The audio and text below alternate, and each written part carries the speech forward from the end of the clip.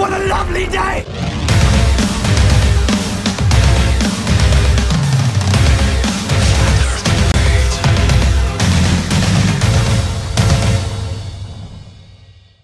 Welcome to Flat Earth Debate Uncut and After Show. I'm your host Nathan Oakley, and if you're new to this channel, or you've not done so already, how dare you, then be sure to subscribe and hit the bell notification icon to keep up to date with the Flat Earth Debate. If you'd like to support this channel, there is a super chat that runs alongside each of these shows while they premiere. There's also a PayPal, Patreon and crypto link in the info box below the video. Speaking of Patreon, I'm going to do a quick shout out to all of you who do support me on Patreon. So a massive shout out to Abraham Muhammad, Adrian Quintana, Alistair Main, Billy Highvault, Burn Fat Till My Stomach Is As Flat As The Earth, Chow Young Cat, Dank, Dave Rakia Gafford, David Wayne Foster, Edwin Johnson, Erwin Jennisons, Felix Hung, Fireball X, God Rockin, Henrik86, Jeranism, Joshua Balsimo, Kirsten Smith, Liam Nedrick, Life is Short, Matt, Nagara, Naibai, Qatar Craig, Reinhardt, Rene, Sally Ballis, Silver Umbrella, Skeptic936, Texas Mike, The Flat Earth Sun, Moon and Zodiac Clock App, theflatearthchannel.com, Tina Baker and Tom Hawkins. So a massive shout out for all of your support on Patreon. Now we are joined by a fair few people in Discord and G+, so I'll raise the mics on them and you can enjoy their dulcet tones while I set up for the first live show.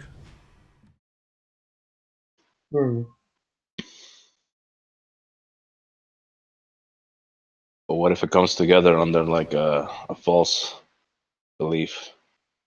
no, I mean, flat Earth is. I gotcha.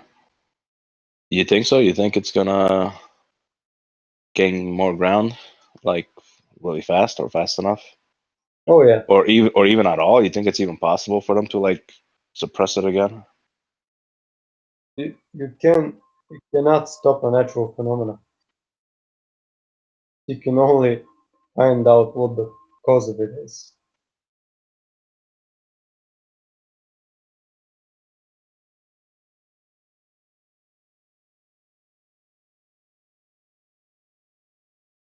Don't think ever before in the history of man more people have come together around a single idea like flat Earth.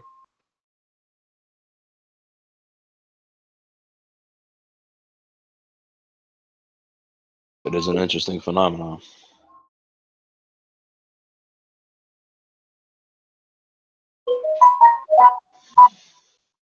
These next 10 years are going to be interesting.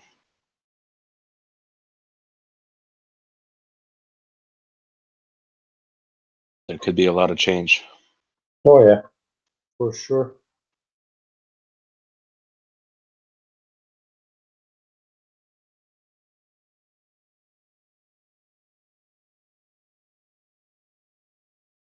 Well, I think that the change already happened. I think we'll just observe the effects of the change in the next years.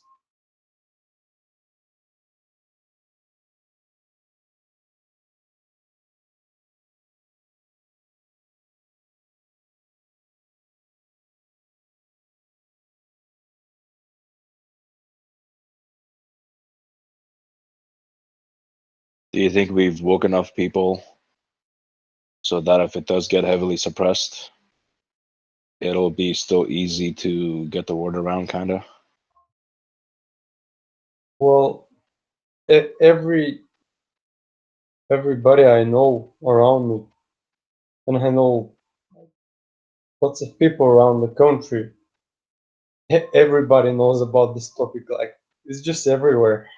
I don't think there is there is any possible way of stopping it.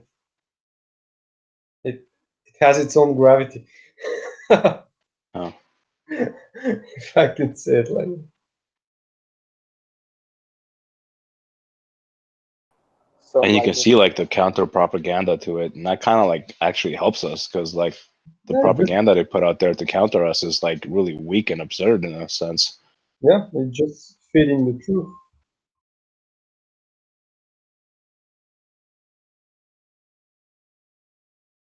And like 10th Man says, because I don't have like I don't have like an MSN homepage or something like that where I see the news. So I'm pretty detached from that. But I do come across like articles and stuff like that, and even like in YouTube suggestions that like just it's space this, space that. It seems like it's very integrated Yeah, into the news. as they push the topic of space more and more, flat Earth will get discussed more and more, and that's where space dies.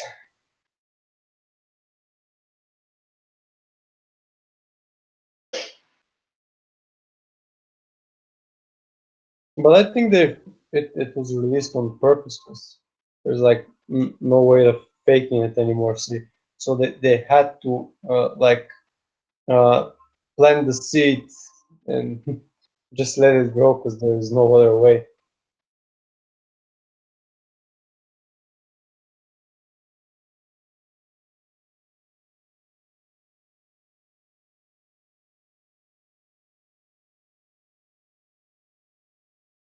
Like we'll have space tourism in the next 20 years. 20 years go past and they say we'll have space tourism in the next 30 years, and then 30 years go past and they say we'll go out in space for tourism in 10 years, in 5 years, then it's 20 years again. How long can they do it? Yeah. With the cameras powerful enough so everybody can observe the stars much clearer now. Imagine what technology will have in 2 years, 3 years. We'll be Yeah. able to see their balloons, quote satellites.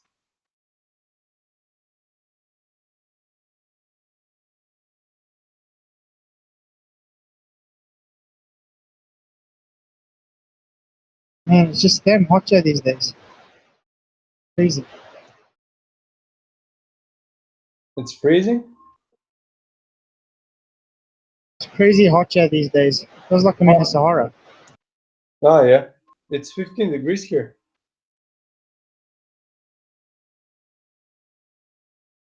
I think it's like 43 at the moment, degrees Celsius. 43. Wow.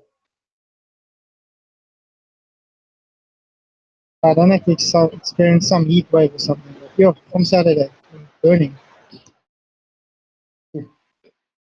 It's -2 Celsius in my area. I wish we had snow here as well.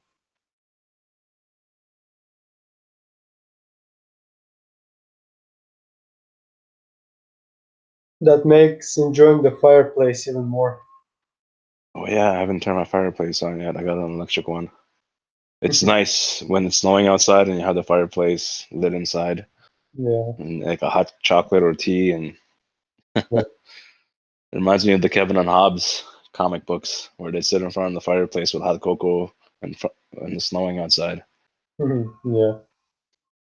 It's just a great feeling. Yeah. Enjoying the heat so much.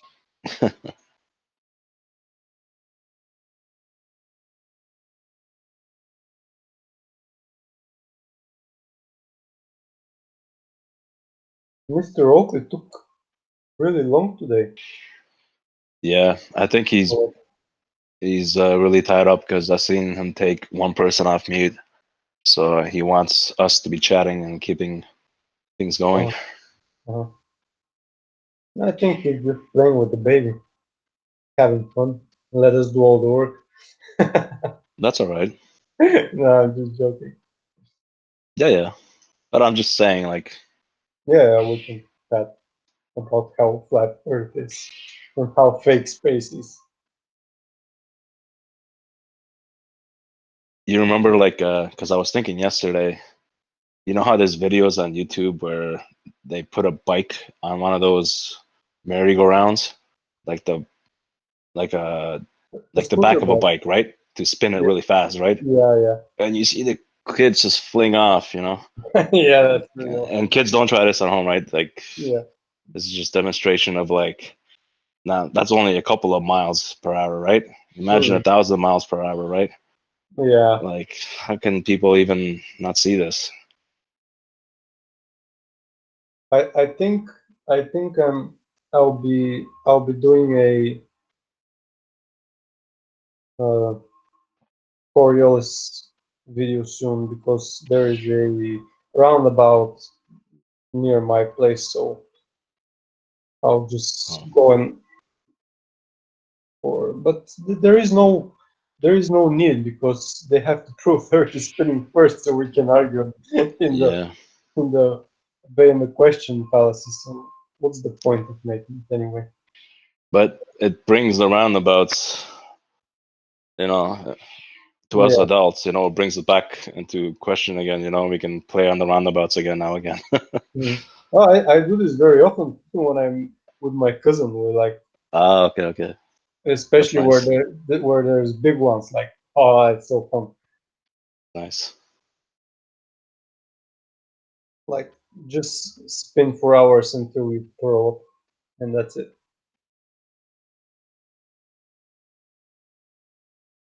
But I've been breakdancing for many years, so I don't get dizzy. Ah, nice.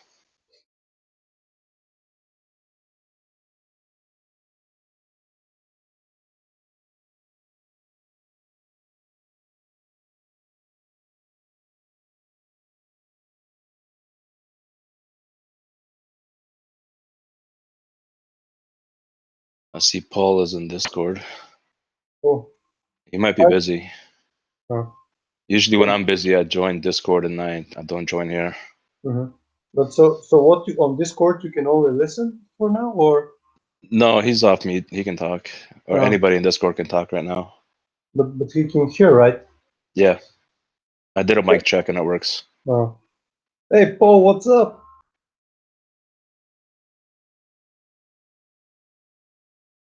Just say hi to Paul. Can you guys hear me?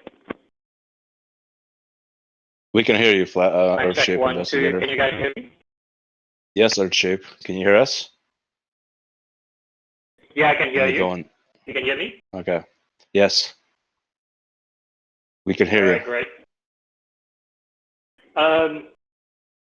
Yeah, I've just been playing. I don't know. I have to tell someone I've just been playing with some AI software, and it's just a simple Python script. Well, simple, quote unquote, simple Python script. Man, the AI stuff that's going to happen the next decade is just insane, and most people around the world, they have no clue what's coming. They discovered these AI techniques like in the last decade, and they've applied it so well in this past 10 years. It's beyond anything that they've achieved before. So, what are some of the things we could be seeing because of this? Everything in the sci-fi movies, you know, face detection, crowd detection, behavior detection. Eventually, with enough sensors, will be thought detection. With all the smart watches hooked up as well, will be like biorhythm, behavior, emotion. You know, and then they find this from all around the world. So they have like basically omnipotence. Well, not true omnipotence because that's only God, but they are approaching, you know, a superb level of knowledge of everything that's going on. Like imagine just, you know, you can collect the data of what videos people are watching, right? But imagine exactly the content of what they're watching, the emotions they're feeling when they watch it. You can have cars driving around with a webcam that will detect like all the advertising that they're exposed to, and they can collate together your feelings, your responses, like everything needed to really build this matrix. It's super crazy. I don't even know how to put it in words because yeah, So it's unbelievable. the normies will be like sheep to the slaughter. They won't even have any idea of how some of the things that they'll be able to do. Yeah, Because I they'll think. always be ahead, you know, they'll reveal I think things this and is. things will become apparent to us, but then there'll still be more stuff ahead they already got working on and happening. Yeah, so I think this is really the evidence of God's love for everyone. You know, the Bible says He makes it rain on the just and the unjust because of His great love and mercy until including and after the judgment. But you see, that's why the controllers and so on, they have a problem. They have super advanced technology, they have super advanced weapons. Now they're developing this hardcore AI with, computing and money and engineering and talent that they have at their disposal.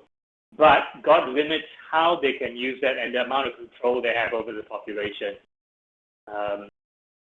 There's a restrainer mentioned in 2 Thessalonians. So this really, if nothing else, is evidence of God's love. Because even all the genetic engineering and so on, they can't roll it out en masse, They can't just force everyone to grow a 3rd arm, for example, Even though they have the technology to do that. Yeah, but God is really protecting. They have all the technology, but at one point they won't have the people to use it. Can you elaborate on that? I said that they have all the technology, but at one point they may not have the people to use it. Well, in their minds, they don't want people anymore. Basically, in their paradise, they imagine that they only have slaves that they'll need. Georgia Guidestones kind of stuff. They may say we want only 500 million people, but to them, I think they only want, say, 1 million of the elite, 5 million robots, and then maybe 10 million slave class people for all their, sick needs. Hold on, that might just be a false narrative to fear porn us. I don't think they. Well, I mean, that's what they want, but I don't think God can allow that to happen because of His love. Well, it's impossible for the situation to get much worse, because as more they push, the more naturally it will be. They'll be forced to go back. It's just a natural process that's linked with human behavior. Well, doesn't the Bible says where evil abounds, great, good abounds greater too, to counter it? Yeah, something along those lines.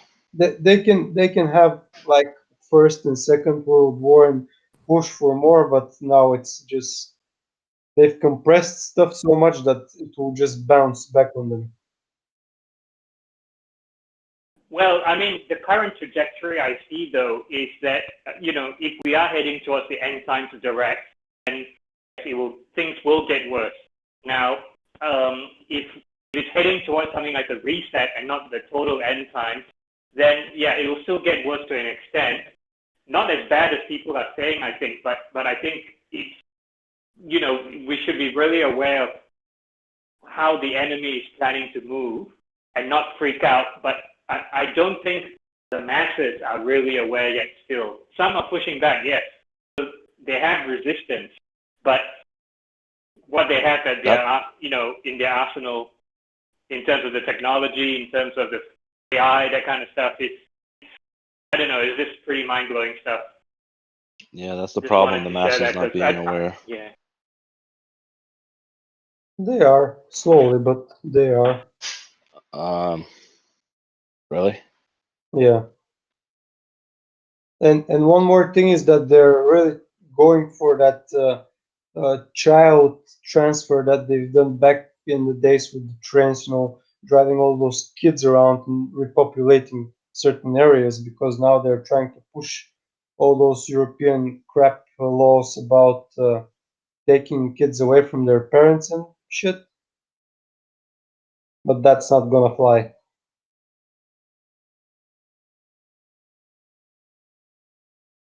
Right. I mean, not right, but what's happening there? They're pushing those laws all around Europe for taking the children away from their parents, because somebody may have an anonymous call and say that this kid is not being taken care of, or it doesn't have the all necessary things for it to be taken care of properly. So the social workers can take it away of their parents and give it up to some faggot family or some gay family and shit like that. They're trying to push it all around Europe, even in Russia as well. Yeah, so I mean, that's why I think things will get. I think we have to be realistic that things will not get better yet. Whether it's heading towards the end times or heading towards some sort of reset, I think, yes, things will get worse. It may not get worse as fast as we may fear, but at the same time, I think we really have to be, really be prepared for the next decade, on what's coming down the pipeline. Well, one of the most important things everybody can do in this community is activism. If you ask me, I think you just gotta get into the word and just, just get into the word, I guess. And then that way you don't gotta worry, if you ask me. Because if I was just looking in the natural for things to like fix, I don't think I could like cope with it. Yeah, I mean, I think there's going to be a lot of decisions now that, I think in the flat earth sort of movement or flat earth awareness, we've come to a certain level of maturity that, look, evidence that they've come back with is just garbage. It's been 3 years, 4 years, 5 years now. So now we really need to focus on, okay, clearly it's not a globe, it's not spinning. For all intents and purposes, it looks to be flat. So most likely with a dome if you're a biblical flat earther. So, now we've got to figure out what we're going to do. Whether it's preaching the gospel, whether it's sharing the information. I think debating sort of keeps us on our toes and keeps us aware, but really got to individually, see what the next step is. Hey, good morning, guys. Good morning, Chocolate. Good morning. Is Nathan here? Yeah, he seems tied up. I am. I'm just tied up. I won't be long. We might start a little bit late. No, I was just asking because 10th Man was trying to get in, but he can't. He was hoping maybe you could either refresh the link or something. I'm not sure. If I'd have found out earlier, I would have done, but now there's like 5 of you in here. All right, no problem. I'll let him know. Thank you. Yep.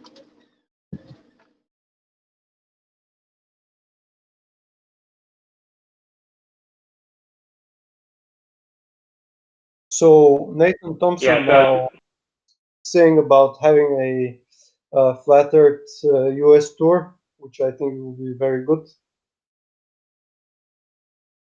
Because that's where the head of the snake is in the US if they take down NASA.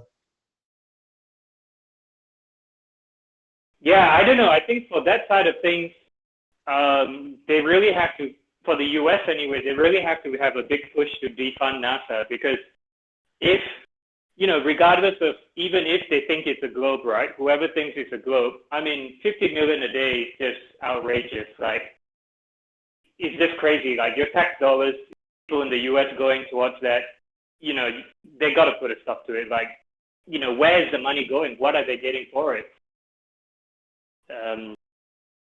They have to defund it somehow and I don't know, start shutting it down, really. That's the only chance they have. Because where's that money going? That's the scariest thing. 50 million a day. Where would you even put that money? But they can what are print they all the money. doing with the money? That's a big issue. But they can print all the money. It's not about the money. Just they're controlling it through NASA. I was gonna say something along the same lines. But I think they're still I think they're still spending the money somehow, right? Because they're using the money to pay, I don't know, black budget, contractors, secret weapons. Yeah, they're doing but a something lot with of it. it. They're not just taking the 50 million. Yeah, but a lot of it goes for salaries as well. Have in mind that they have lots of people working for them. And that's how they control it. Yeah, I mean, they can That's all certainly spend it in certain decompartmental. ways, but it's like it's all there to devalue money further, among other things. Yeah, and when they feed the people and the people think they're part of something, it makes the whole brainwashing idea more believable for them. Yeah, well, if you're in your compartment and all you know is your job, you think it works. Yeah, exactly. I think they're still siphoning off the money though, because let's say, yeah, they put in all this fuel, right? So they say, we're going to buy this fuel, we're going to put it into the rocket. The rocket only goes to a certain height and then crashes in the ocean or whatever. So that means the money that should have gone to the full amount of fuel is getting siphoned off somewhere. That's the concern. Obviously, some money gets paid to people in their compartmentalized jobs, and they do stuff, and they run data centers, and they build the engines or whatnot. But I think a huge chunk of the money is a scam, right? To siphon off the money into something else. And what that something else is a big concern, or should be a big concern, especially for U.S. citizens. Yeah, they spend it on controlling the people, weapons, and all kinds of shit that it's all secret.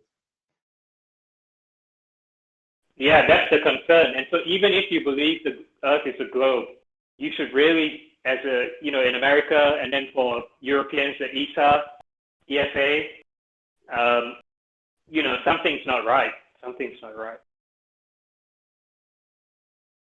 Yeah, with $50 million a day, you will fix the whole world.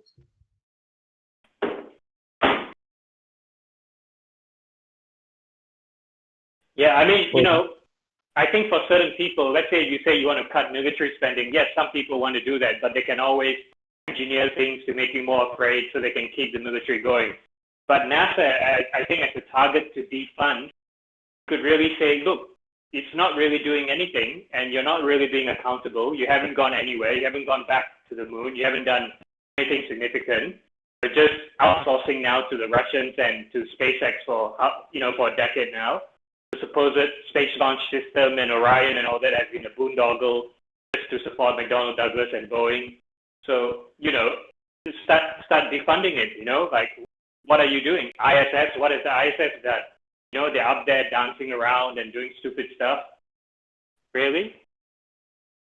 Yeah, and have in mind that the ISS has some predetermined lifespan, so I'm sure it's coming to an end soon.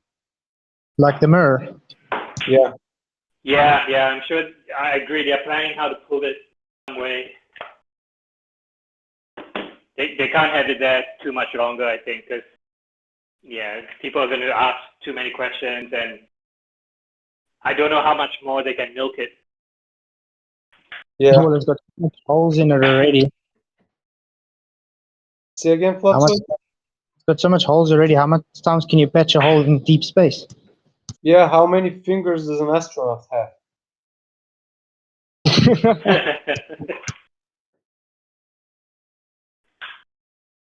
You'd be surprised. I wouldn't be surprised if they keep the ISS going another 5 years. They're probably, they've got contingencies on how to engineer some sort of decommissioning, right? But they could keep it going another 5 years if, keep the people entertained. Yep. That reminds me, when that finger hole thing happened and what's his name posted it on his Twitter, I actually seen some of the comments saying like NASA's fake and all this stuff. And I was like, yeah, maybe there are more people awake to this. Oh, there are. Like Bulgaria is 7.7 million, and they had a research in the beginning of the year, around April, I think, says that 8% of Bulgarians know Earth is flat, and 20% haven't made a decision yet. Well, that's just here. Yeah, well, in South Africa, just in the last year, we more than doubled the flat earthers all of a sudden. That's just in the last year. Righteous, I'm telling you. But wait, guys. But wait, I thought flat Earth was dying. Oh, Didn't they yeah. say flat Earth was dying 4 years ago? Isn't that what I heard? By the same trolls that are still in the chats every day? For example, every day it's dying, chocolate. For example, exactly. It's like that meme, I cry every time, I die every time. It's always dying, but it's always growing. I think in the UK it was something like 3-point-something% think the Earth is flat, which is lots of people because there's millions in the UK. And if you put between 5 and 10% in a world scale, you get around 1 billion people.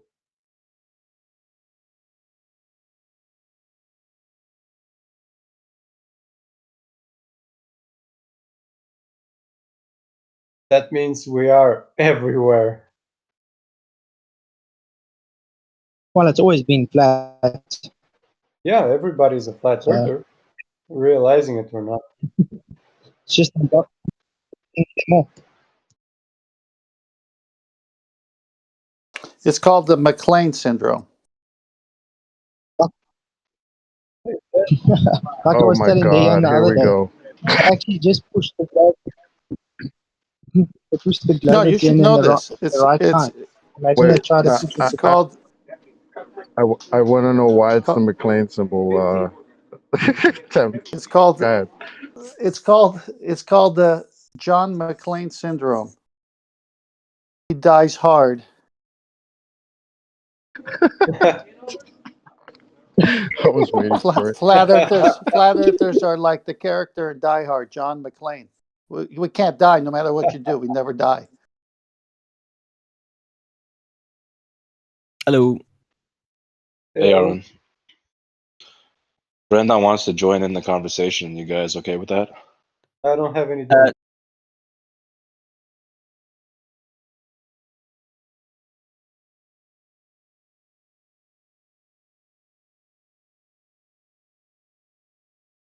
Oh, what a day! What a lovely day!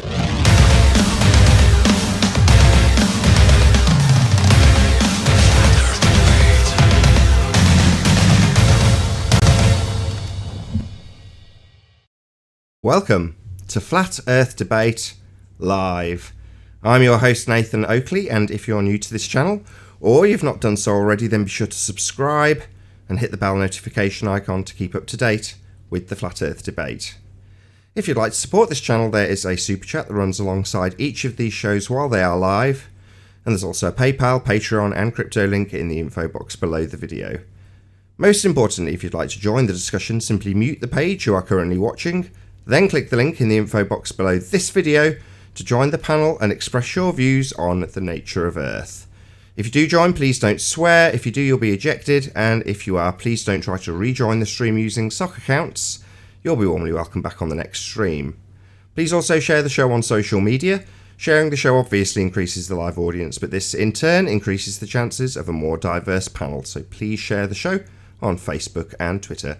And one last time, if you're new to the channel, or you've not done so already, then be sure to subscribe and hit the bell notification icon to keep up to date with the Flat Earth Debate. Now, we are joined by Chocolate Saying, The One, Sleeping Warrior, Righteous Force, Paul Hall, Flatsoid, Arwin, and I believe 10th Man. Very good to have you all, one and all. Hello, hello, hello. Make Hello. some noise. Good morning, all.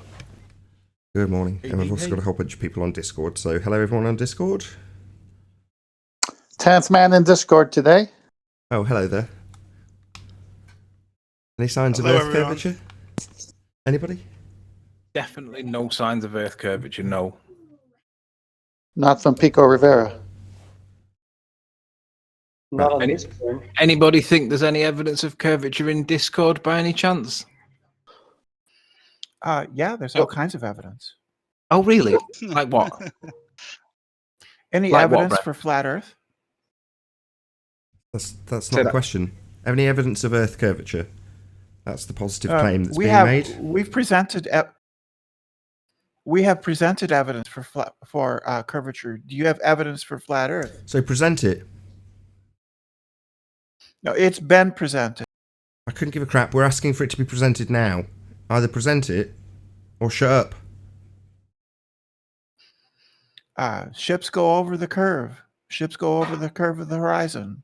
Sunsets. Horizon is a not Every- actual location. We've covered this with you, Brenda. So did you just ignore all of the rebuttals when you presented this last time? You making claims doesn't make things true. Sorry, the horizon is a not actual location. Do you believe that the horizon, this position you believe the boat's going over, a reified edge of your sphere, is an actual location? Because you can't reach the horizon. It's not an actual location. Just because you can't reach it doesn't mean it's actual. Or It not isn't actual. The horizon is a real. They've just said just because you can't reach it doesn't make it not actual. Yeah, it's not actual. It's not real. The fact that you're about to reify your sphere edge into that position, which is precisely what you claimed, 4 days ago? And you've ignored every word we've said. Every single word. The horizon is a circle centered on the observer, right? That describes the edge of the sphere. Yeah, that's your reification fallacy. You've literally parroted the exact same claims you made last time you were here. So that is your automatic assumption that the arbitrary position where the sky appears to meet the ground is actually your reified edge of a sphere you're presupposing in this example now. Because you're saying it's the leading edge of a sphere. Reification, Yeah, that begging the point question. That point is a real position on the sphere, on the globe. Yeah, and you're reifying the horizon into that position. No, it's the limit that you can see on a any sphere. globe object. Yeah, we heard last time. We pummeled it last time. You dictating that we must accept that the horizon is in fact the leading edge of a sphere is your A, reification fallacy, and B, begging the question fallacy. These are exactly the same rebuttals you had offered to you last time. Now, you haven't that time or this time in any way, shape or form acknowledged that by dictating to us that the horizon is actually the leading edge of the sphere, that's your reification of your sphere model for Earth into the horizon. And also your example starts with Earth being a sphere. You're saying it's the leading edge of a sphere because that's what Earth is according to you. That's a begging the question fallacy. So same as last time, you've given us a begging the question fallacy and a reification fallacy. In fact, same as last time, 2 reification fallacies, because you've also reified that leading edge of the sphere, reification fallacy times 1, into the horizon, reification fallacy times 2, a not actual location that you're telling us is a physical position, the edge of a sphere. No, it isn't. So 3 fallacies, same as last time, exactly the same. Well, number one, spheres don't have edges. And they don't have leading edges. What sphere Those are you words- talking about, Brenda? Those are words. What sphere? Yeah, good point, Chocolate. What sphere? The one that you're going to reify Earth into being, or this one that you're holding in your hand describing? If spheres don't have an edge, what edge For would any you think that we are on? For any sphere, for an observer on the sphere. Yeah, you keep there is a reifying your point Earth that sphere. You keep talking about spheres. Yeah, you haven't addressed the fact that I've pointed out this is begging the question. Now you're going to babble on about bloody spheres. Yeah, when Chocolate said what sphere, yeah, the reply from you, in actuality, although you haven't verbalised it, is the one I'm going to reify Earth into being. Yeah, the fallacy I've levelled at you and you haven't acknowledged or addressed. So what sphere? Your reified sphere. Your reified Earth sphere. That's what sphere. You didn't answer, Chocolate, and you haven't addressed anything I've rebutted your claim with. Same as I did last time. Okay, I understand your problem. Science builds on previous You used the knowledge. same shit last time. Science builds on previous understanding. No, it doesn't. It establishes cause and effect based on systematic experimentation performed after formulating a viable hypothesis. So no, it doesn't build on past experience. I also... Is it time you start interrupting the same rebuttals I gave to you last time that you hand-waved, ignored, and are now parroting rinse and repeat style now? Don't talk through me. I also pointed out... Why am I bothering? I've gone through this once with you and you hand-waved and ignored everything last time. So far, right, now you're going to get a chance to actually acknowledge what I've said. Do you appreciate that the horizon, a not actual location, an apparent position where the sky appears to meet the ground, is not the leading edge of a reified sphere you keep talking about? That's called a reification fallacy, times 2. I'd like you to at least acknowledge what I've said. Otherwise, you can't take part in a conversation. You're just rinsing and repeating, ignoring everything that's challenged when you state that boats go over this reified position. I acknowledge what you said, but I'm talking about the true horizon. You're talking about the apparent horizon. There's only one horizon. There is only one horizon. It's not two. There's one. There's only one horizon. It's a not actual location. You saying there's two, one that's actual, physical, is your reification. That is the fallacy you've committed. You just yet to address that either. Still haven't addressed it. You've said, oh, I acknowledge it. But then there's actually two horizons. No, there's one. A not actual position. Simple. Not two, one. It's a true horizon because for any sphere. So she's ignored me and reified the sphere for a third time. For any sphere. So on any sphere. Ridiculous. So, chocolate. So that's you reasserting your reification fallacy on any sphere. So Earth in this example's a sphere then? Yes. That's a reification and begging the question fallacy. So in your example, no. Shut up. In your example, the thing you're trying to prove, Earth's sphericity, is already established as a premise at the outset of your example. So Earth is a sphere already in your example. That's begging the question, love. You're too thick to get it. I'm not trying to prove the Earth is a sphere. Well, then why are you here? Why are you talking about sphere Earths and boats going over them? Why am I getting rumpus from my own panel? Why are you talking about boats going over a sphere Earth horizon then? You're just here to chit-chat? No mates? Because the boats going over horizon is a prediction of the model. What model? The stutter, fuck up your own mic globe model that you're presupposing when you're trying to prove Earth's a sphere with this example that matches your model that you are reifying times two. One, by way of assuming Earth's a sphere, by setting out the example with it taking place on a sphere, begging the question fallacy. And two, the reification thereof, Earth being a sphere. And reification x2, horizon into actual location.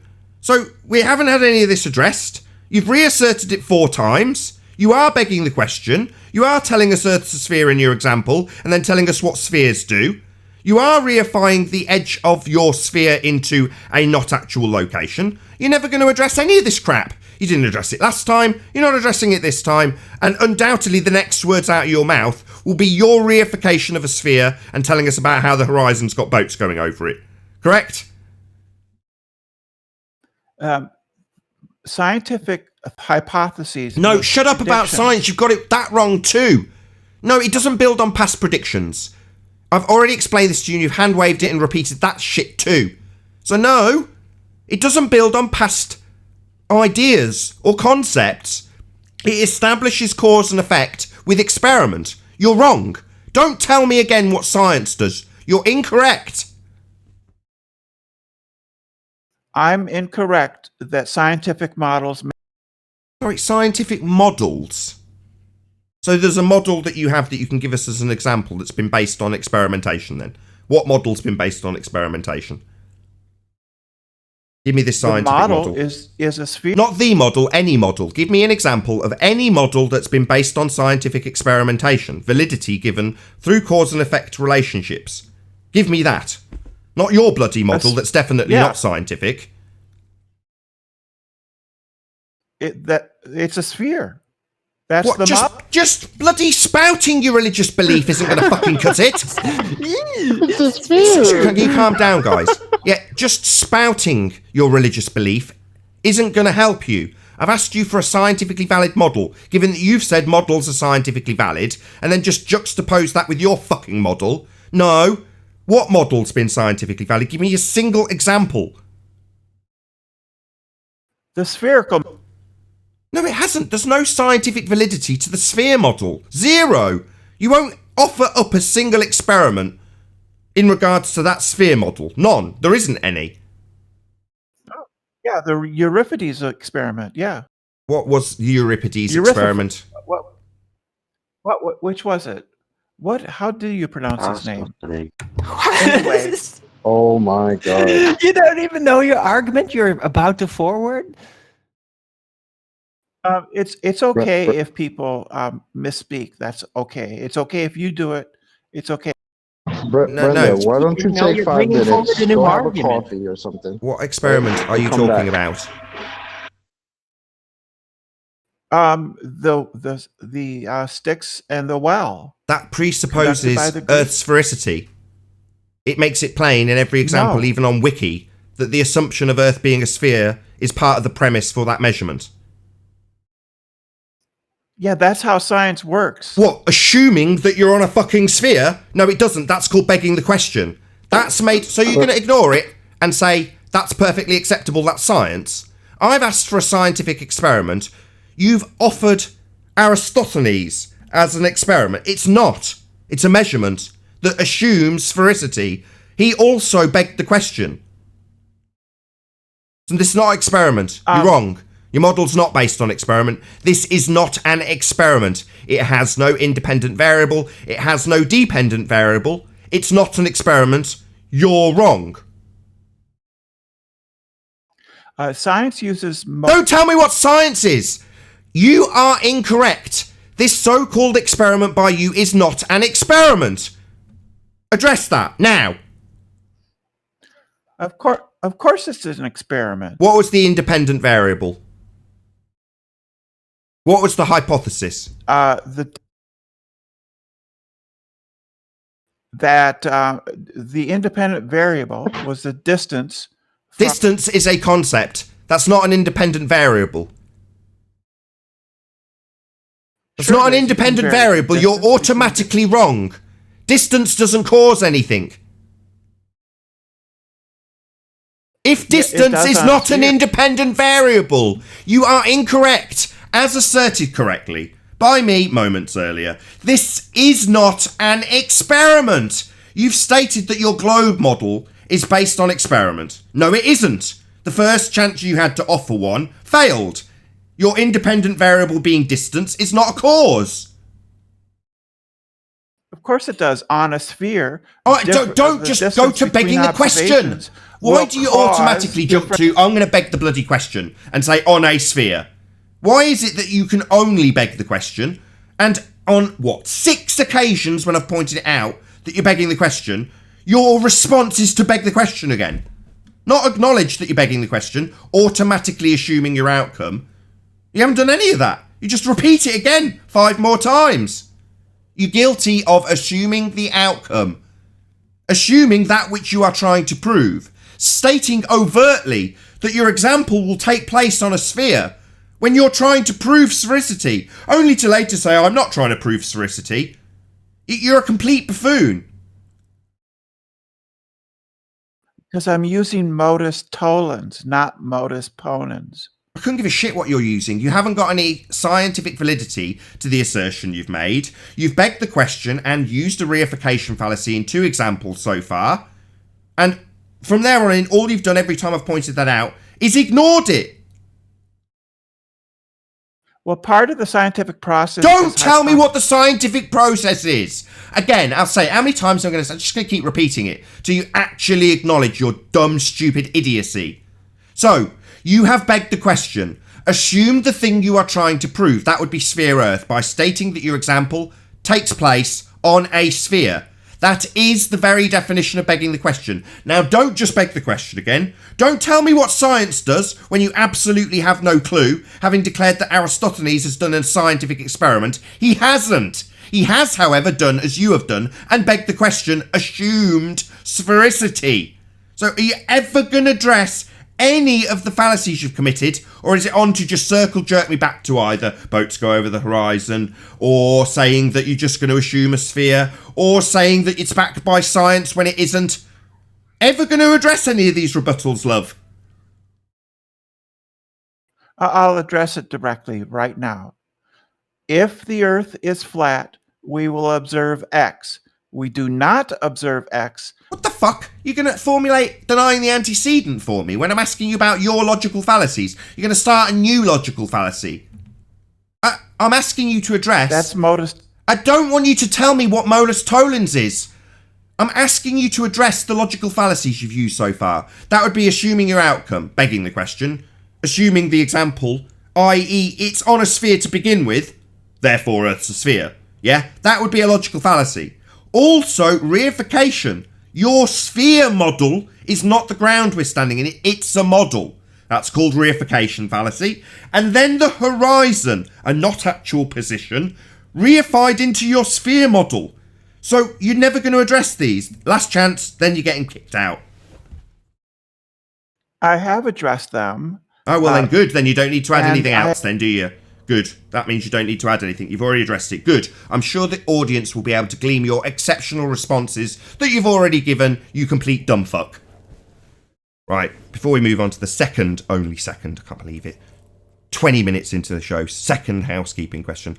FlatEarthChannel.com. Really appreciate your patronage and your super chat. So he says, good morning to you too, the FlatEarthChannel.com.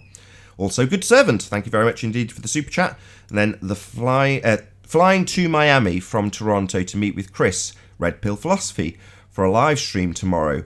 Watch Game Programmer Proves Flat Earth Part 2 on his channel tomorrow. Wow, very, very cool, the FlatEarthChannel.com. I will tune in tomorrow to Red Pill Philosophy. Thank you also very much for the super chat. And also shout out to Alexander.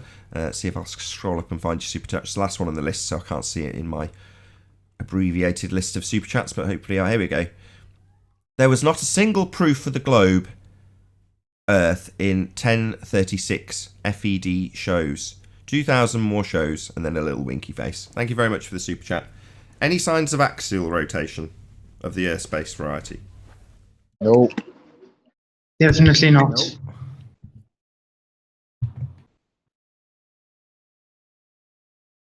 Any scientific evidence of gravity? Nope. I don't even Can't know have scientific evidence of a concept. Gravity is a made-up bullshit story. Gravity never existed.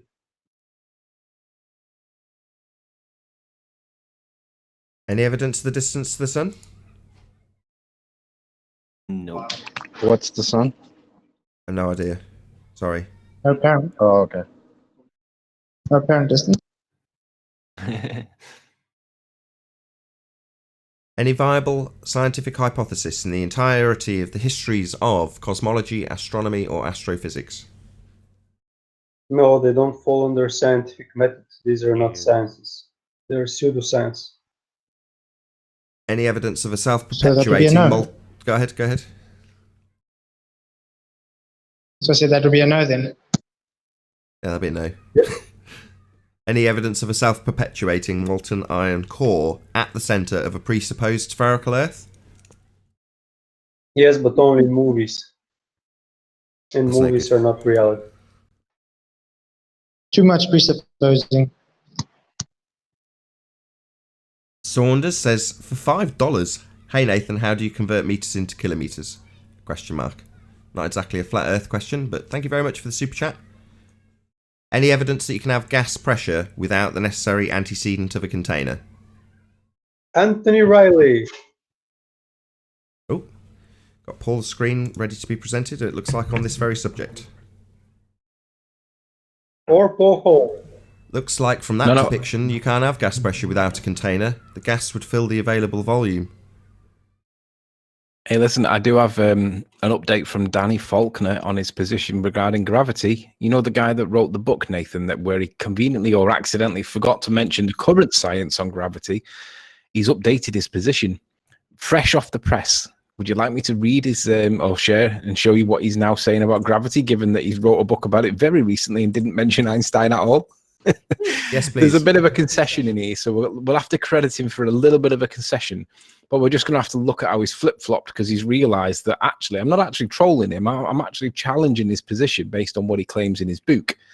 Are you ready for this? It's quite long, but bear with me. So just give me 2 minutes to read it. It says, in Newtonian theory, gravity is a force that acts across empty space. Physicists call this action at a distance. How does gravity do this? Newtonian theory has no explanation. Albert Einstein published his theory of general relativity a century ago. Yeah, World War I is a better way to describe that. General relativity attempts to explain gravity's action at a distance. According to general relativity, the presence of matter bends four-dimensional space-time. Objects move on paths called geodesics through space-time. As objects encounter the curvature of space-time caused by other masses, their geodesics depart from their linear path that they would have otherwise follow. It is this departure that we perceive as acceleration due to gravity, perceive being the key word. If one looks at the world in only this way, then in some sense one could say that gravity isn't a force. This has prompted some prominent physicists to make statements to this effect. Well, is he calling me a prominent physicist by any chance, or is he referring to others? Anyway, it is these statements that flat earthers like to trumpet. The problem is, these same physicists also make statements in other contexts that make it clear that gravity is a force. Are they being inconsistent? No. In physics, there usually is more than one way of looking at a problem. Within general relativity, one doesn't have to view gravity as being a force, but that doesn't mean gravity isn't a force. Pure doublespeak. As with studying scripture, discussing physics properly sometimes requires context. Flat earthers have run off with misunderstandings of what they have read. Gravity is a force. So I just given 12 citations for Danny Faulkner that gravity is not a force, and then this idiot Chris Hardy claims he's refuted them all, and I'm waiting for Mr. Faulkner to respond. But at least we've got progression now. At least he knows who Einstein is. So shout out to Danny Faulkner for finding the current science. Wait. So did he really basically double down on it's not a force, but you could think of it? Yeah. In a way? Yeah. Read that line again, man, please. What he's saying is that now he acknowledges that Einstein exists, but he's saying it's simply an interpretation, right? He's not saying it's the current science. He's saying it's simply one way to interpret what we're watching, which I tend to actually agree with him. That doesn't mean that I agree with Einstein. It doesn't mean I disagree with Einstein. It doesn't mean I agree with Newton. It doesn't mean I disagree with Newton. It's just one way of interpreting what we're looking at. Now, there is another way. We can say that, well, if we manipulate the medium, we can make something move, and that will be called relative density. And if we create this equilibrium, the object will move, and it'll seem to defy gravity, but we control that. It's within scientific method, and it explains all parts of it. But Danny Faulkner now seems to be addressing Einstein, which is fantastic because he's completely forgot about him in his book. But the bit that you asked me to read is... it says, as objects encounter the curvature of space-time, it is this departure that we perceive as acceleration due to gravity. If one looks at the world in only this way, then in some sense, one could say gravity isn't a force. This has prompted some prominent physicists to make statements to this effect. It is these statements that flat earthers like to trumpet. The problem is, these same physicists also make statements in other contexts that make it clear that gravity is a force. Well, you can't make it clear that gravity is a force when it superseded Newton. So that's the bit that's the problem. But he's doubling down. Yeah, you're right. But just before we go on, what is physics? What does physics deal with? So I've said to Mr. Danny Faulkner in my response, no, Danny, nobody working within scientific method has treated gravity as a force since World War I. Perhaps you missed the memo, but even if you didn't, there is a much better paragraph. This is a much better paragraph than what you put in your book. It is directly relevant to the topic, and your omission from your book was explained on the basis that it was not relevant. Now you realize it is relevant. Good. You need to reconsider what the independent variable actually is in scientific experiment. Einstein's work, although the currently accepted science, does not have any experimental application like your area of expertise, astronomy. General relativity is purely observation-based only. There are no valid independent variables. This is paramount to science and falls outside and into pseudoscience. As Max Planck says, it's as beautiful as it is nothing more than poetry unless it complies with scientific method. No independent variable means it's outside, so although Einstein is the current position by science, it's nothing more than poetry, but for some reason has ended up being the position of science, astonishingly. Gravity is no more a force than Santa is real. Yeah, we see him and his reindeer. Doesn't mean he can fly around the earth delivering presents, though. Gravity is nothing more than Santa for adults. So he mentioned physics. I can't remember the exact context. I didn't write it down. But what is physics? What does physics deal with? Clues in the first... It's the study of the physical and natural world through observation and experiment. Sorry, physical? Did you say? Yeah. Physical? Physical, yeah. So, by that definition, then, this good doctor could show me some physical space-time being bent then. That's why I said it was outside scientific method. They don't like me in there. No. Can you read his section again where he talked about physics, please? Because either he's incompetent and doesn't understand what physics is, or he's under the misapprehension or delusion, nay, that he can actually show us what he's talking about. That would be this geodesic, something following a line that's been bent in space-time. I'd like to see that in the physical and natural world if it's physics, as he seems to have described. Hopefully you'll be able to read that out again, that little section. Which bit? About the geodesics? He talks about physics specifically, if you can just do a search for the word physics or whatever you do to get to that word. But he specifically mentions physics. He said physicists. This has prompted some prominent physicists to make some statements to this effect. In physics, there we go. Whoever's got their mic open, hold on, Anthony. Whoever's got their mic open, can you close it, please? He says, in physics, there usually is more than one way of looking at a problem. Within general relativity, one doesn't have to view gravity as being a force, but that it doesn't mean gravity is not a force. So that's in physics, is it? This is the That's what physical. he says, yeah. This is the physical that he's talking about. He's incompetent. He doesn't understand what physics means. I agree. You're incompetent, Dr. Daniel Faulkner. Given that you've declared that that's physics, I'd like you to show me that in physicality, please. And then I'd like to see it being bent and manipulated, varied, if you will, to verify that it does actually cause the effect you're describing. So, I'd like to see it physically. That's my demand, given that that's his response to the complete horseshit he has levelled at our doorstep. Now you're being put to task. You will show us this which you claim is part of physics. Show us, Dr. Daniel Faulkner, that which you claim. Ask the doctor. George Musser, because gravity is not literally a force.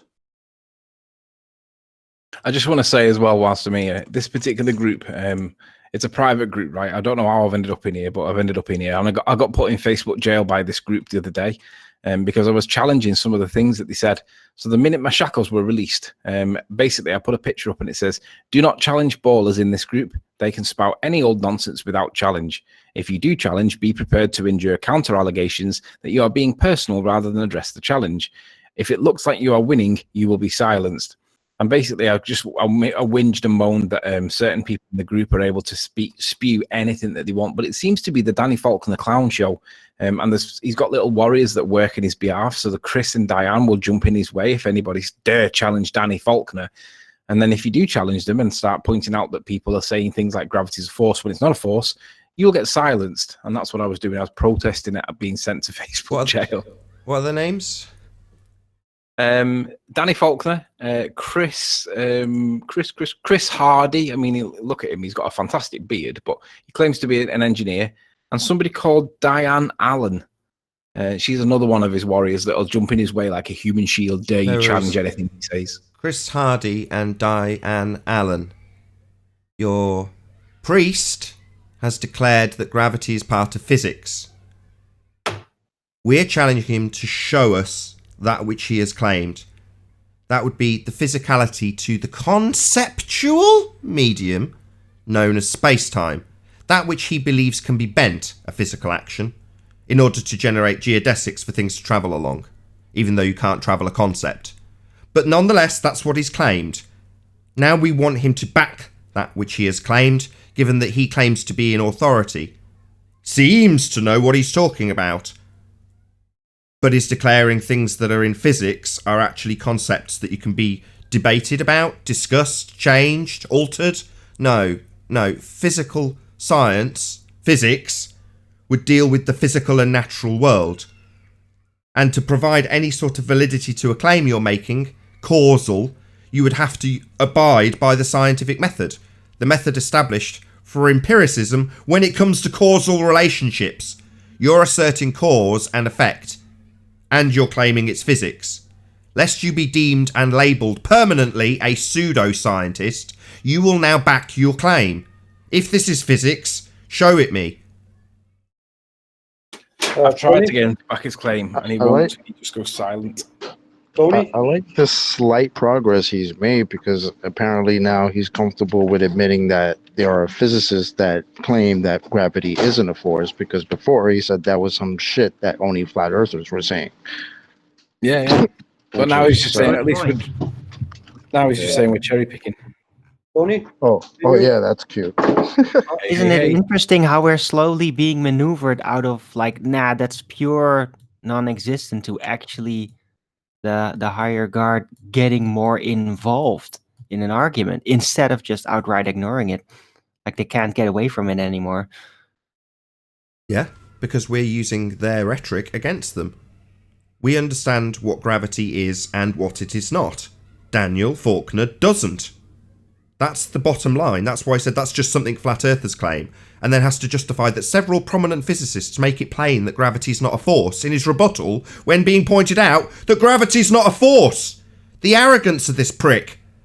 Shout out to Vlad on Flat Earth. Says level does not curve into ball. Really appreciate your support, Vlad. Tony? Yo. Can you ask Dr. Danny Faulkner a question? How big is a cubic hour? Yeah, I think I might just do exactly that. If you write it down exactly the way you want me to do it, I'll just copy and paste it in and then see what he comes back with. I'll get you in Skype. Well, hang on. To be honest, it's a bit too early to ask him that because I think he's only just found him on Google or Wikipedia. So let's not get him to start explaining Einsteinian stuff if he's only just learnt out who he is. Okay. Yeah.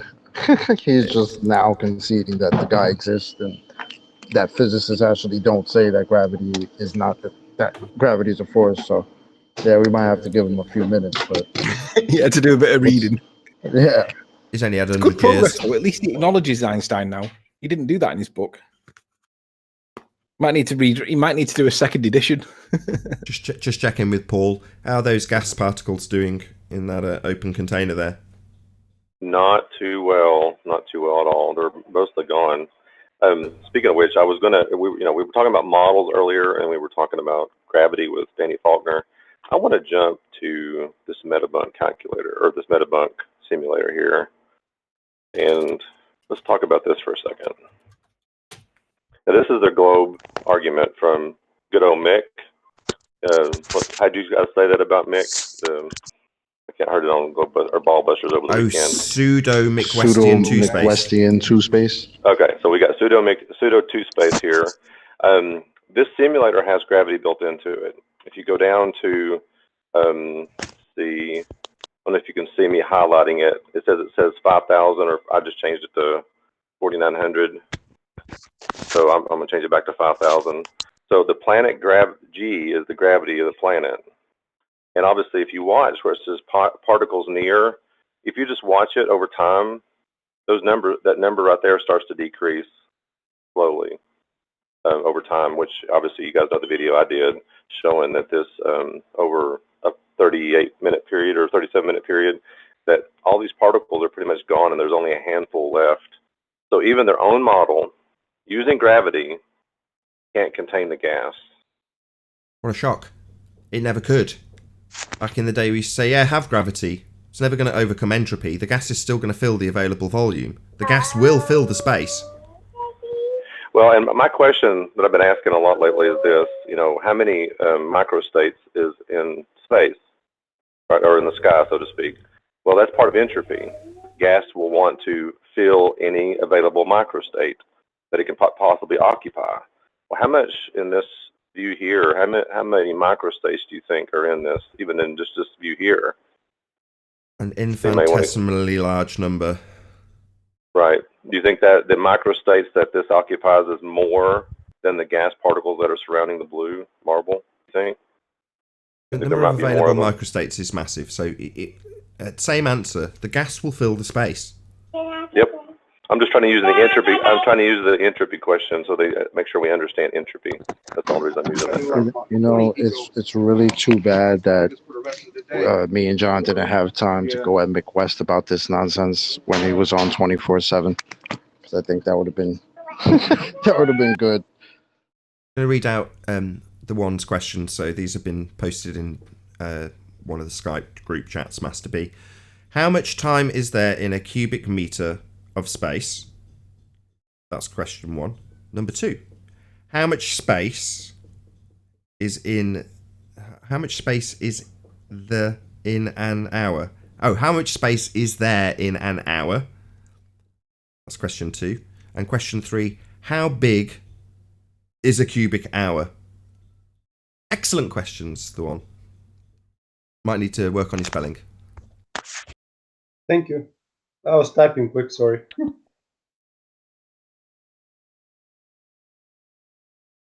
Stuff. Did you have anything more to add, Paul? got a reply from someone in there. It's from Jimbo. 2.3 parsecs per second. Squared. No, that's all I have. That's all I have, Nathan. I'm just that gas will fill the volume even with gravity. That's all. Perfect. Got a couple more housekeeping questions. 40 minutes into the show. Any evidence of the R value? R. Nope. We are winning. Right, that's pretty much it. That concludes the housekeeping. I think I did cover all the other questions. Oh, you forgot the astronomy one. No, I didn't. No.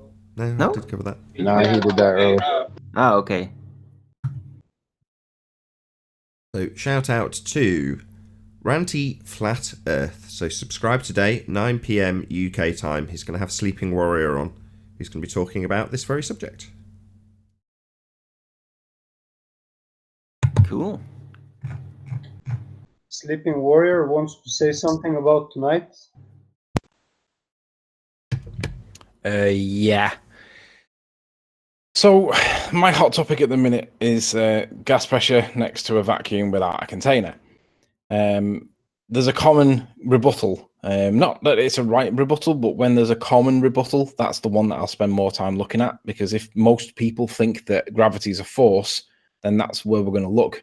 Now, the common rebuttal for gas pressure next to a vacuum without a container is, well, it's not gas pressure that you're breathing, moron. It's atmospheric pressure. And I see that a lot. So I wanted to challenge the atmospheric pressure claim. And Rumpus has agreed to be the sacrificial lamb tonight. So the Rumpus is going to be the counter argument. And it's going to be a bloodbath. So make sure you watch Rumpus get decimated, and he'll start stuttering and stammering and speaking very fast and trying to obfuscate the point. But he's going to die slow, painful, and with science demonstrating that he's completely incorrect to cite something called atmospheric pressure, because it doesn't exist. It can't comply with what it's defined to be. So make sure you check up with Ranty Flat Earth later on. I think it's 9 PM or 10 PM UK time tonight. 9 so PM. That's about 9. 8 hours from now. He's got it scheduled for 9 PM UK time. So I was going to ask my chat audience if I should put the Uncut and After show before or after, and then ask you how long you anticipate it'll take. I think it'd be about an hour. I should be over with an hour. But you know what Rumpus is like? He's like a cockroach. He doesn't want to die. Well, if you go for 9, I'll wait till the chat tell me if I should do it before or after. So I'll wait to get their opinions. Please let us know in the chat if I should put the Uncut and After show before that or after that. Just let me know. I just don't want it to clash. That's all. Hey Anthony, when you ask him, just type in Google and type in atmosphere, and ask him what this envelope of gases are. Just ask him what those are. Ask him what the envelope of gases are. Yes, ask him what those are. What's on screen, Paul? Should I be presenting you? Yeah, I've got it on screen. This is just Google searching atmosphere, and just ask him what the envelope of gases are. Gases. We don't breathe. It says the layer of gases. Where did you get envelope of gases from? It says it on the screen. Envelope. Does it? Yeah, on Paul's screen it says the envelope of gases surrounding the Earth or another planet. Yeah, that seems like another one of those weasel words. Yep. Yeah, what are those things called gases? What are those? We don't breathe those? Yeah, no, apparently they're not gases when we breathe them. They're only gases when they're in a container. But when we breathe them, we're called atmospheric gases. Sorry, what are the lungs? Sorry, what does atmo mean? A cum Don't virus. shoot the messenger. Hold I'm on one only second, telling you Dan. what the moron told me. Sorry, just one These are second. my arguments against him tonight. Just one second, Anthony. Hold on. A cum virus. I don't know if you're trying to say something, but you're making a lot of audio chaos. Maybe not. No worries. Sorry, I mean, Anthony. even just saying atmospheric pressure is begging the question from jump. That's correct. What's an atmosphere? That's what I just asked. That's what I just asked. What does atmo mean? Atmo just means And what does sphere mean? Lie. So we've got the question that you're on a ball. So atmosphere is atmo, air, and sphere, begging the question fallacy. And why did they name the aeroplane and not an air sphere? Well, I've looked into that.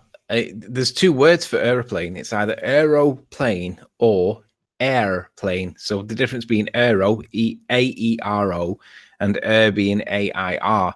And depending on which word you use, airplane is flying over the plane. We're using air as the mode of transport. And aero means aerodynamic. So aerodynamic plane. But both of them refer to plane, referencing the P-L-A-N-E, indicating Earth being plane. Really, they should be called Earth spheres. So let's recall planes Earth spheres, because airplane will be what we would call them, right? Yeah, if as they claim they're working on the fundamental principle that they're aligning with gravity, this not actual force that you can think of as a force but isn't actually a force, then yeah, you'd think that would be critical in the naming of it if it's doing something fundamental to the shape of the planet. Well, that not being the case has led to them being called airplanes because they just fly level. Yeah.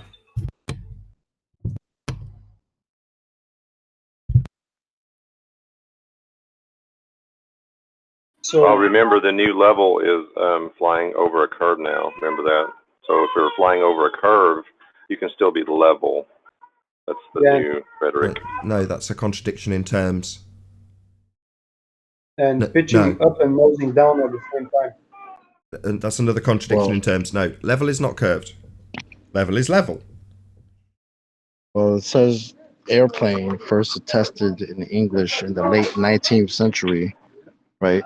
Prior to the first sustained powered flight, the word airplane, like aeroplane, derives from the French aeroplane, which comes from the Greek, I can't say air, and either Latin planus, which means level, or planos, which means wandering. So level, air level, yep. Planes level, yep, level. It's not curved. Sea level? Yeah, same with horizontal. If you take the TAL off horizontal, you get horizon. Yep.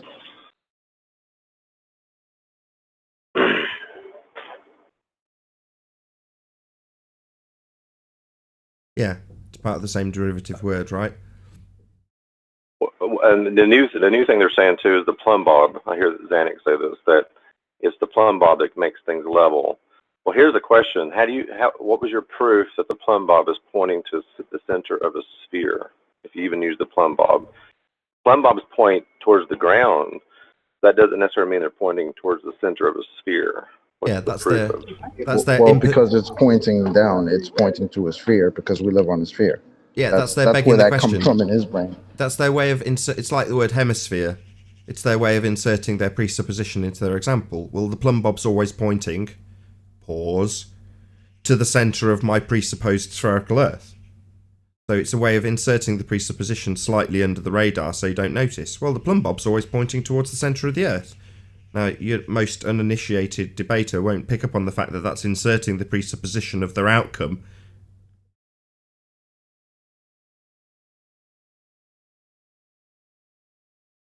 No? There's exactly. There's an experiment I came across it, and actually it helped give rise to the concave Earth. Is that they put plumb bobs down in a mine shaft, and they went several feet down, and they measured the distance at the top and the distance at the bottom, and actually they were flared out. Instead of flared in towards each other, they were flared out towards each other. And that was one of the proofs that they said it gave rise to concave Earth. So again, they've got to prove that the plumb bob is pointing towards the center of a so-called sphere. Yeah, as I say, it's just a mechanism to insert that presupposition into the example so that those who are slightly less initiated don't notice. Shout out to Lightwave, who says, the lungs create a gentle vacuum to suck water through a straw, but somehow the, quote, emptiness of space doesn't suck out oxygen, end quote. Laughable argument. Thank you very much for your support, Lightwave. Really appreciate it.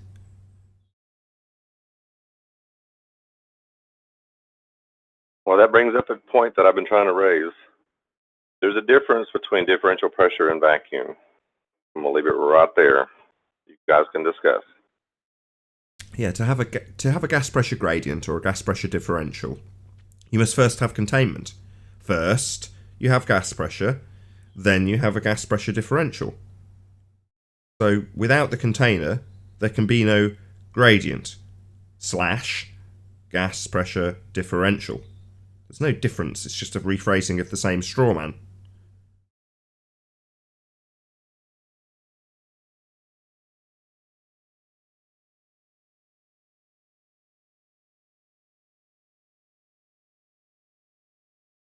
Radius Dominus Gravitus Spiritus Sanctus. May the power of the not actual force be with you. Go in peace, in R you trust. May your spirit find its peace in the pseudo-Westian to space.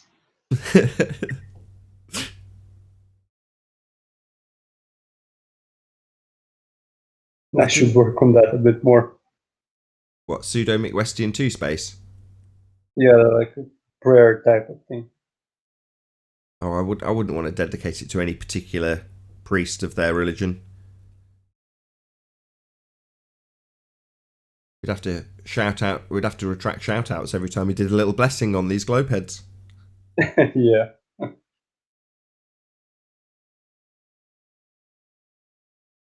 Interesting conversation you guys were having. I was earwigging while I was doing things around my apartment, but you guys were chatting about where this is going. Yeah. I was looking at statistics about how many people officially from statistic companies were counted as flat earthers around countries. And it's in the hundreds and millions in some cases. Like hundreds Were you of guys thousands aware that or recently millions. a Spanish third division football side changed their name to Flat Earth FC? Pretty Yeah, I cool. saw that. Was it Mark Sargent that covered that? Yeah, that was pretty awesome.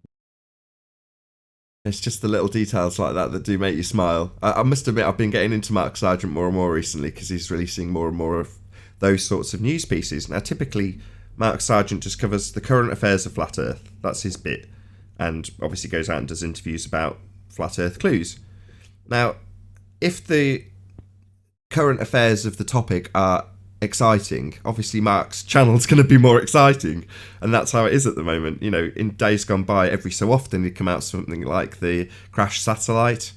He was the first that I saw that on his channel, and now it's things like, same with things like graffiti. You know, as much as I don't approve when people spray paint their cars or put flat Earth on something or stick stickers on somewhere, Mark's normally the one covering it if it's breached a mainstream audience somehow. So big shout out to Mark Sargent. Like I say, I've been watching his stuff more and more because he's been covering things like that, which are happening more and more often. And recently, the last few days. Well, I'm definitely not a fan of Mark Sargent, but anyway, I was still happy to find that little fact out. Oh, what's wrong with Mark? Mark's a really nice guy. We've had several arguments over this. Yeah, I'm not going to get into it again. Were they on topic arguments or about personal things about him personally or you personally? Oh, definitely on topic arguments. Oh, then fill us in. I remember I called him out about him believing in gravity and him with his model and whatnot. So that was a few shows ago. Oh well, quite a few shows ago now. But yeah, so not really gonna rustle those feathers again. No, feel free. Is this unicorn?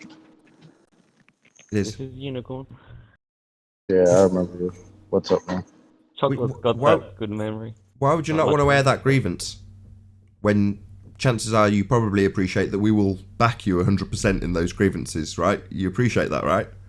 Mark's a good guy. Oh, definitely, and you guys have, especially, namely you, Nathan.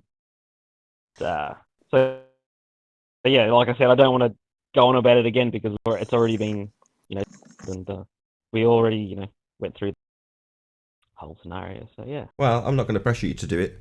It's one of those things when it comes up about DITRH, I shudder a little bit and go, I don't want to argue with someone I like. He's a mate. Dirth is a friend. So do I want to slag him off? I'd like to hint at these things and hopefully he'll get the picture. But do I overtly want to say, Dirth reifies models? No, I don't want to do that because he's a mate. And yeah, not quite as much so with Mark Sargent. Yeah, I've met him and he's a good guy and I've had plenty of contact with him over the 4 or 5 years I've been doing this. But yeah, if there's something that you feel is disagreeable, then you've got to speak out about it. I'm not saying you have to. I'm not demanding you do anything, but I'm saying that's my personal view on these things. I've taken my blows for doing exactly that with Bob Nodell. It costs me dearly for a good solid 12 months straight in terms of, well, I won't go into how it cost me, but it cost me, I assure you.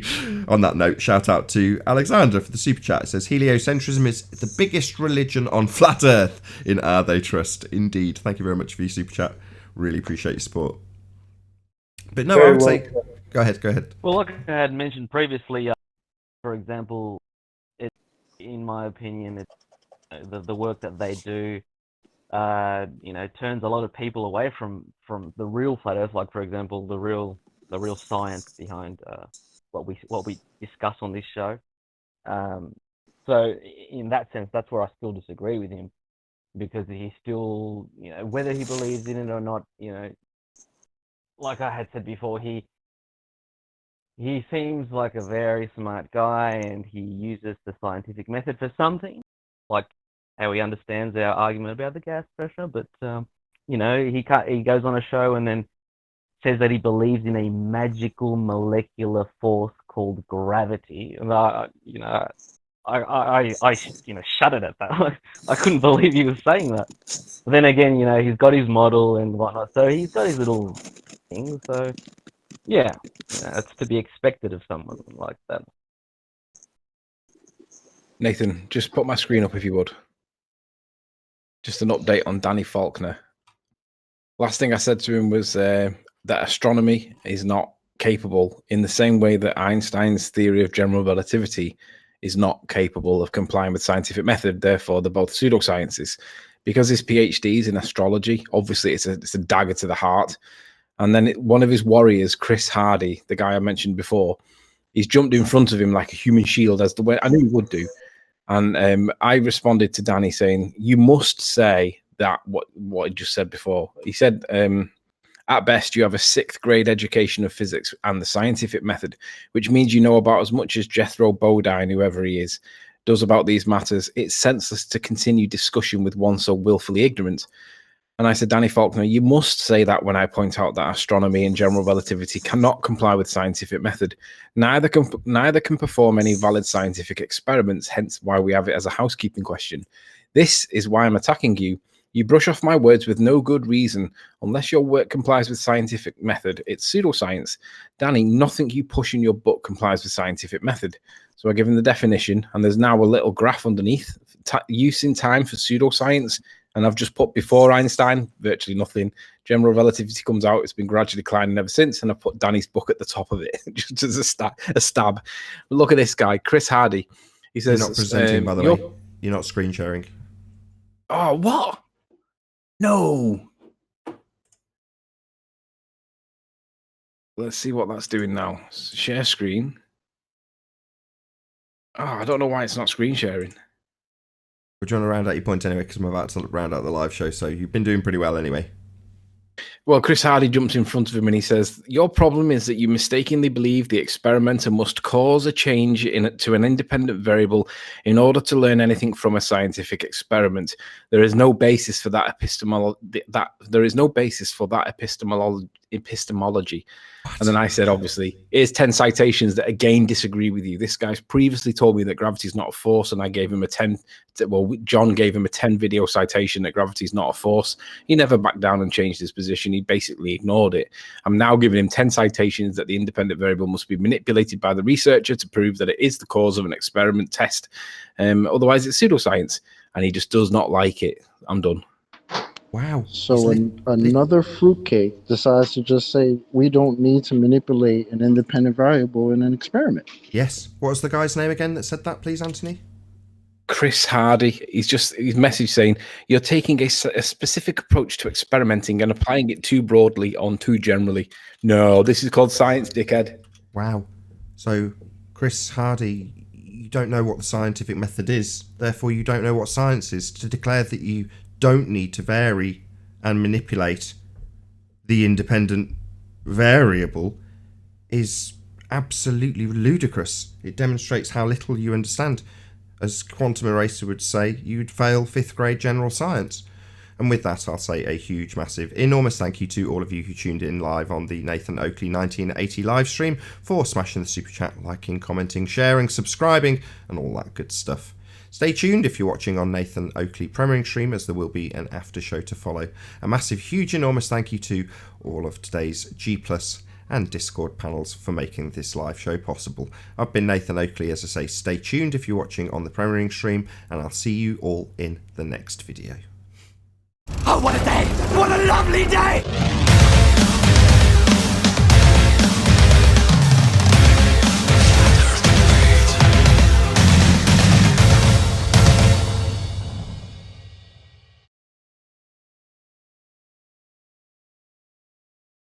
Wow, that Chris Hardy guy played himself lovely with that statement. Unbelievable.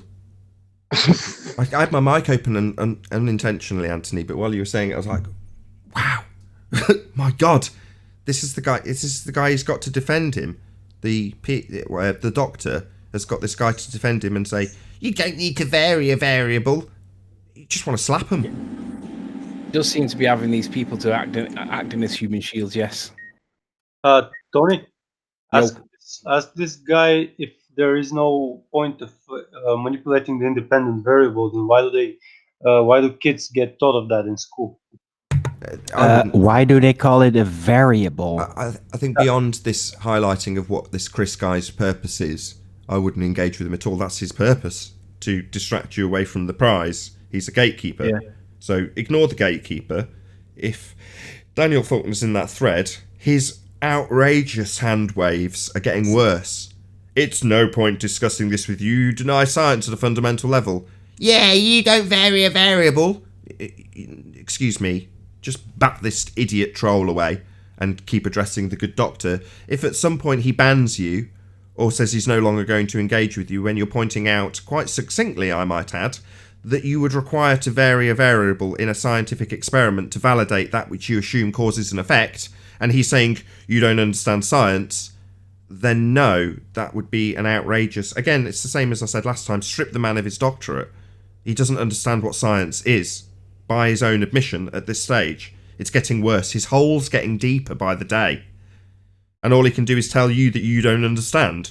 It's like, oh, how original, Doctor. Yes, we're not exactly battle-hardened to the terms, you don't understand. And that's the best he's got currently, to tell you that you don't understand this, Anthony, when clearly you do.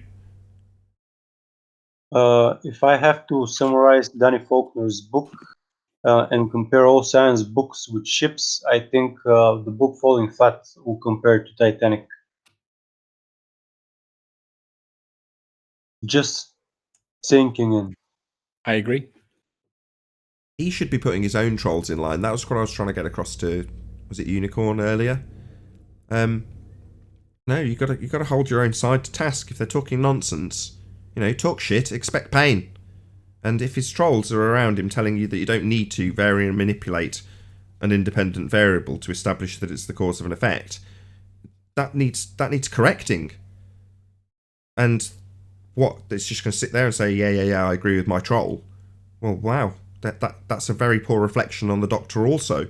If the man defending him is spouting that kind of nonsense to defend his Doctor. Well, no, troll. You do need to vary a variable to check it causes the effect. You know, there's three main constituent things that you've got to be if you're an independent variable. Number one, it's got to be your assumed cause of the effect. Number two, it's got to be real. And number three, you've got to be able to bloody vary it. There's not much you've got to do to be an independent variable, but being real, being able to be varied, and being the presumed cause of your effect is pretty much it. Well, he's saying, no, you don't need to vary it. What a complete buffoon. But as I say, that should be getting corrected by the doctor. He's in a thread defending him, on his side, clearly. And what, he's going to defend him with absolute nonsense? That reflects very poorly on him. Yeah, that's horrible. For this Chris Hardy, like, I don't even want to pay this Chris Hardy guy any attention anymore. How did you really just fix yourself to say that you don't need to manipulate the independent variable? Really? So what experiment are you doing? It's not even an experiment. Unless we're talking colloquially, and we're not.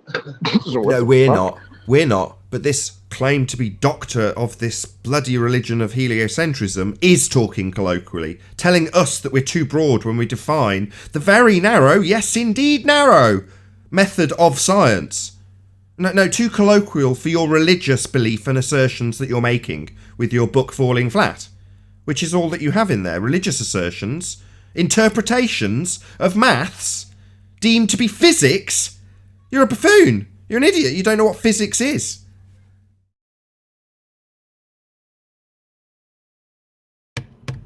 Yeah, it's shocking, this guy. Shocking.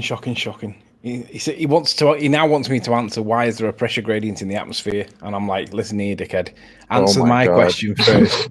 Let's not move off my book. I've demonstrated 10 times that you're wrong on both gravity and scientific method, and he wants me to just hand wave that away with arguing over the pressure gradient. I don't think so, dickhead. Let's answer my question. Why are you fucking lying and acting like a gatekeeper? Like Brenda did earlier, so his tactics are akin to Brenda's because they've come from the top down. That's how they've been trained by the priests, and we're now holding the priest to task. Unlike Brenda, who will do exactly the same thing, completely handwave, all accounting for her logical fallacies. And every single incorrect assertion will be handwaved with a repetition of the assertion and then a challenge for us to prove something on a flat earth. No admission, no concession, and a declaration that we don't understand. Precisely what the good doctor has done. How very predictable. Yeah. They're rattled. These people don't like their science being cited back to them, and it's our best weapon, and they used that against us in 2016 for being science deniers. Well, now we've sharpened our sword a little bit. We're slicing people's heads off, and they don't like it. They don't like it when we cite their back. Yeah, we're going after the head honchos now. Like, this is a PhD in astronomy, right? So this is one of their head honchos. But what does the head honcho have? Nonsensical presuppositions, about 120,000 feet vacuums, and then you present hillbilly blue balls with the two containers in this video about no containers, right? I mean, come on, man. How far down this hole are you gonna dig yourself? And then to back it up with you don't understand, which is Brenda's tactics, or most of the Glober's tactics. Like, this is beyond ridiculous. Hey, like, Chocolate. what do we need Brenda anymore for? We got PhDs doing the same shit. Hey, Chocolate. They're gonna keep on digging until they find their molten iron core. So they're gonna keep on digging forever. Well, that whole enjoy that. Brenda is solely responsible for turning around 10,000 people into flat earthers. Hey, Nathan. Can you hear me? Yes, 10th man, I can hear you. Have someone in Hangouts go to that soccer club's website. It's pretty interesting. It's flatearthfc.com, and you could hit the language from Spanish to English. It's actually fantastic. Give it a proper plug. flatearthfc.com. flatearthfc.com. Correct. Cool. It's got the logo of the United Nations. It's awesome. That's amazing. And the guy is a 32-year-old former Atletico de Madrid player and his name is Have Provis. He wants to unite the voices of millions of flat earthers. Through football. While they kick the ball down the road. I see. It's actually a good way of doing it, that, because that'll get to a lot of people in a much better platform than internet, because a lot of people see that on the news, TV, newspapers. It's a third division team. Their stadium seats 14,000 people, I believe I read. This is good. Do you know much about Spanish football? Are their division structures the same as ours? In other words, that's like the fourth tier by our standards. No, it'd be fifth tier. That would be old conference league, wouldn't it, for us? The division is now conference. It's actually third division, so it would be like a League One side. Yeah, League One is third division for us. Yeah. I'm going to order the jersey. The jersey's got a logo. Where do I get my badge for the hierarchy? Hierarchy? This is football. They play for a year, they get a little damn, shiny thing at the end, and then they all start again. It's all completely pointless. I mean, wonderful. I thought, I didn't notice you were starting talking about football. I thought, football. It's the first time ever in over 1,000 debates where a subject Anthony or Sleeping Warrior is very passionate about has actually been on topic. It's the first time ever. Say that again, Nathan. What was on topic again? Normally, you'll start talking about what bloody Liverpool did, and I'll shut you down pretty sharpish if you go on too long, because it's totally off topic. Whereas in this very specific example, we've got soccer or football that's on topic. You could talk about this all you like, and it's about football, right? It's a Spanish third division football team that's called themselves Flat Earth FC. Yeah. How are you going to censor that? if the intention is to censor everybody, I don't think it's the case. Maybe I'll be proven wrong on the 10th, but who knows? I don't think so. But if Nathan, by the way, you need to do something in your Creative Studio about that. You need to go into the, not the classic version of Creative Studio, but the new version of it. Select all your videos and go into Edit, and then change the audience from not undefined to not children, and then you'll be safe. Okay, I've already done that. You have already done it. If you go on to their website and hit the bar on the top left, the three bars, it says Home, About Us, the Club, Friends. If you hit Friends, it takes you to Flat Earth YouTube channels and Flat Earth sites. Wow. Lansky. Back. Whoever's just opened their mic, you're causing audio chaos. Did you get my statement? No, because it's JMAC. Did you want to add something? Hey, Mac.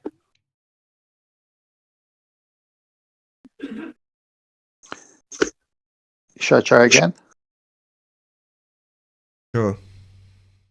Yeah, if you go to their website, and obviously you could hit the English translation, and if you go to the top bar, the menu bar, and hit Friends, pops up all these friends of the club, and some are YouTube Flat Earth channels. So well thought out. Very cool.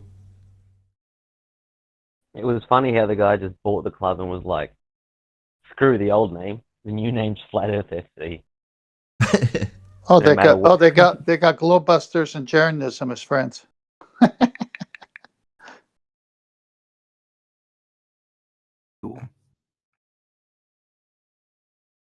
I got some exciting news. Good.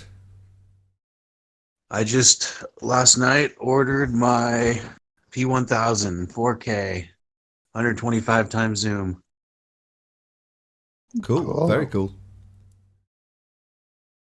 Nice. Yeah, I've been talking about it for years. Make sure you know how to use manual focus and use a tripod, because you don't want to look like Ranty with the wonkiest, blurriest horizons ever. I made sure that I got a tripod. I got a couple extra batteries. Yeah, look up how to use focus kind of the lock whole so kit that you and can lock it caboodle. onto the horizon. The problem with that, with Ranty, is right. His stuff does not. That's not the case anymore. That's absolutely no longer true. However, when it was true, that was when his stuff was coming under the most scrutiny. So that's what gets remembered. But obviously, that was when he just got a camera, and yeah, a bit of it was wonky horizons and stuff. But that very quickly got corrected. I say very quickly, reasonably quickly. Nathan, look at his most recent video. He's still got the same traits. It's wonky as bloody hell. It's like he's on a bloody boat. I didn't think so. Am I just used to it?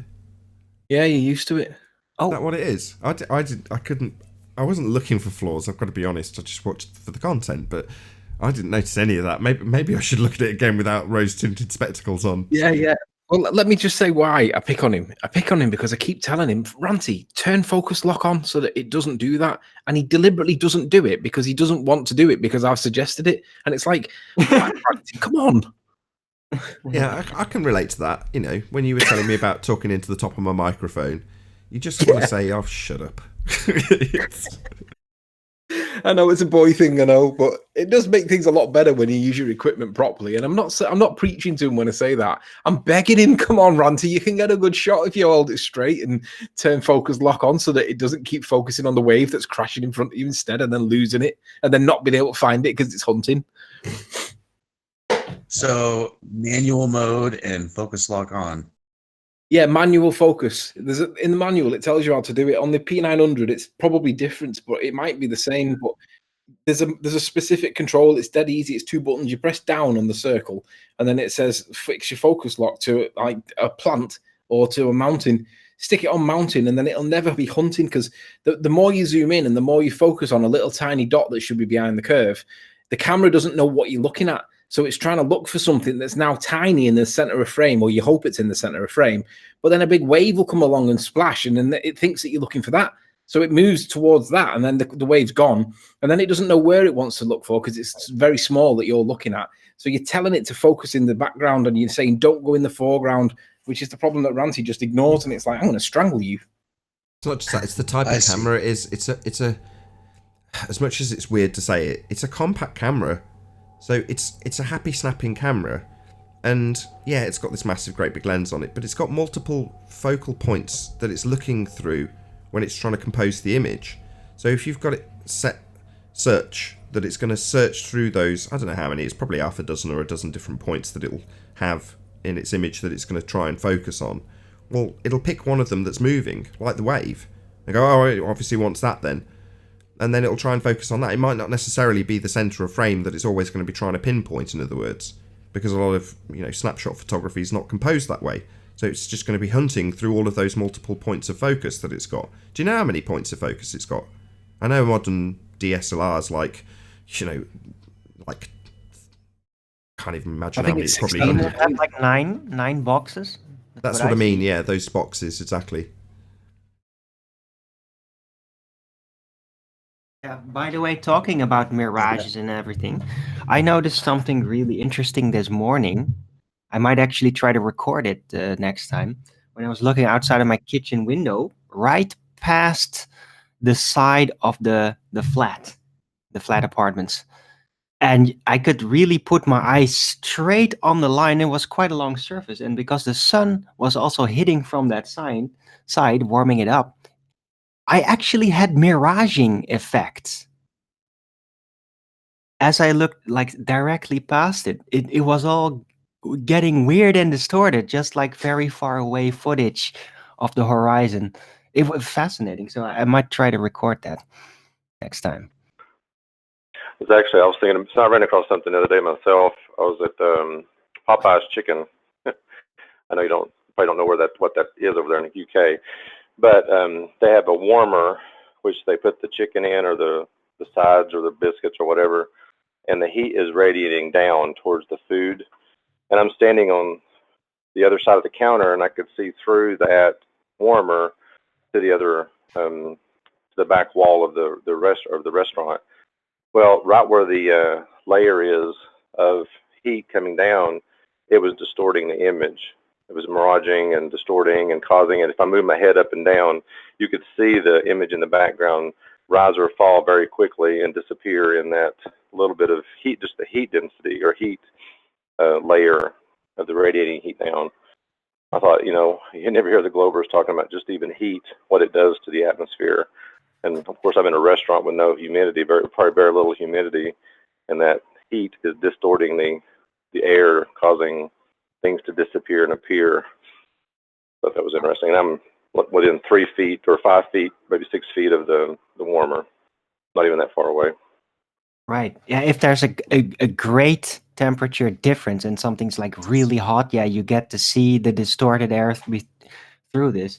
But in this case, I was literally looking past the flat surface from the side, and it wasn't that hot. It was just basic sun. But because I was looking perfectly parallel, literally with one eye to the whole side, there was still miraging effects right at the edge. It was fascinating. I'll try to record it next time.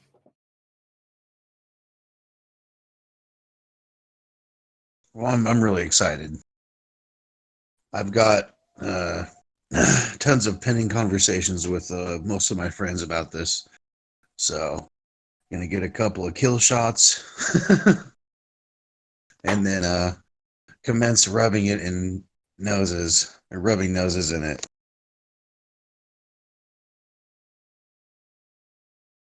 Here, I've got something for you guys. Sorry. If I can get it pulled up here, bear with me.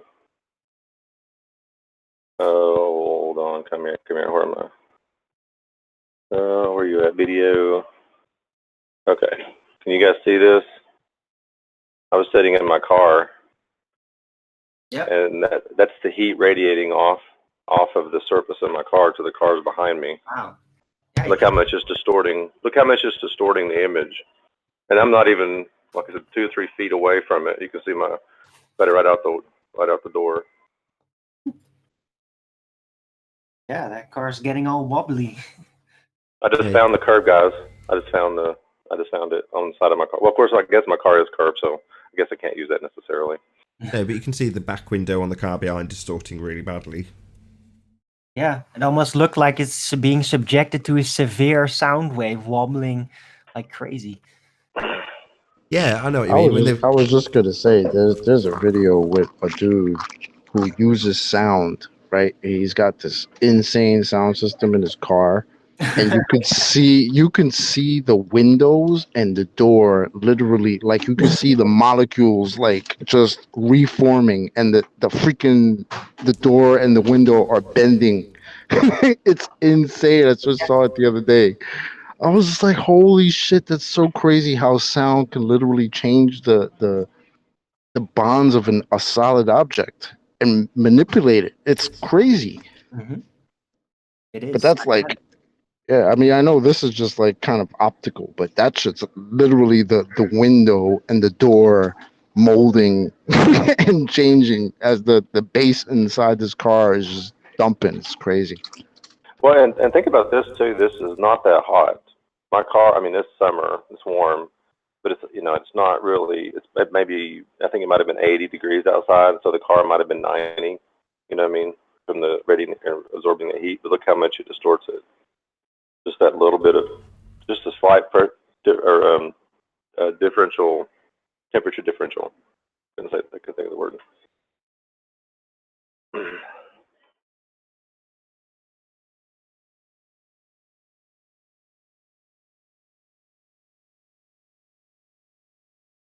And the Globers don't account for this stuff, right? They don't account for none of this. No, they'll talk about it all day long, though. They'll talk about the effects. And then, They supplanted it all by terrestrial refraction. Exactly. They'll talk about that effect, and they'll be very detailed. But then at some point, they'll do the old bait and switch, and they'll substitute the effects that you could be measuring in this regard for 7/6 of a begging the question R value. Or they'll slide that up or slide that down, depending on what we're seeing and how flat it is. Guys, Danny Faulkner's removed that post because they gave 10 citations against his dickhead gatekeeper, saying, "Is the 10 citations showing that you have to manipulate your independent variable?" And then at the end of it, I said, "Danny Faulkner, are you going to correct your pseudoscientist gatekeeper here? It seems to be very convenient that he seems to be arguing on your thread and it seems to be acting as a distraction away from you. Are you going to correct him or not? And then he's deleted the fucking comment, the thread, not the comments, the thread. He deleted the whole thread, so he's silencing you. Well, he's just hiding the fact Wow. that he's fucked up. So I don't know whether I should just let it go or whether I should document it. Absolutely document it. Yeah, start getting screenshots about all your conversations. I might just do a record my desktop and I'll just show the whole thing and then talk through it later. Definitely. I'll give you a like. Yeah, especially after he just told you that you don't need to manipulate an independent variable. And then you go at his boy and then that's what he does. He deletes the whole shit. Nah, Yeah. man. You got to get him. Yeah. Weasels, man. Proper weasels. And on that note, I'm going to say a huge, massive, enormous thank you once again to both the G Plus and Discord panels for making this after show possible. And of course, a massive thank you to all of you in the Nathan Oakley premiering stream for hopefully smashing the super chat, liking, commenting, sharing, subscribing, and all that good stuff. Be sure to check out nathanoakley.com and the Flat Earth Debate Forum to keep up to date with the community debate. I've been Nathan Oakley, and I'll see you all in the next video. Oh, what a day! What a lovely day!